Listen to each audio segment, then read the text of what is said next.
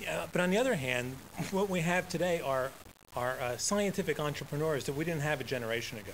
We didn't have a whole class of people like Stephen Jobs and Bill Gates and people who were creating science and creating wealth and pulling us into the 21st century. And for once, I actually agree with Jack, because Bill Gates is an entrepreneur, and he created this Microsoft, which we refer to as the evil empire. You know, there's this fear of technology, and there's this questioning of that. And I think there is a disrespect for how knowledge is gained through science, and there's a distrust that whatever it is we find out, we're going to turn to some destructive, evil end. David.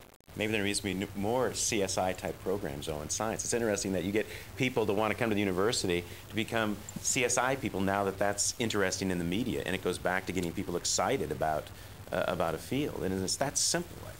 Well, I think a lot of people want to go into medicine because of pop culture, because they think being a doctor is like being on Grey's Anatomy or those kinds of things, which most doctors are utterly appalled at. Eric. I think one thing I haven't heard yet in this conversation is political will and political interest in promoting science. In China, many of their leading government officials are engineers, so they seem to understand what science is all about.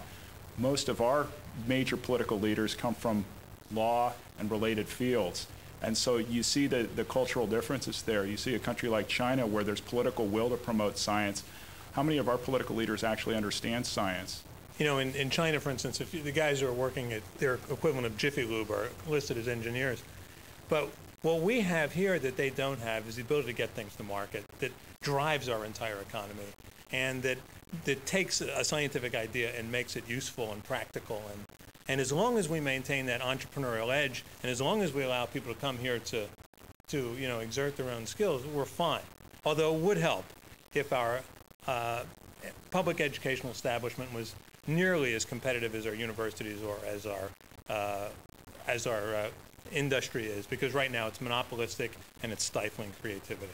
Well, I always disagree with Jack, but I've never heard education in the United States as being monopolistic. It's a state-level function, so we have 50 departments of education. The U.S. Department of Education has little influence on state politics and provides little of the money. Every state does it their own way. There's different curriculums.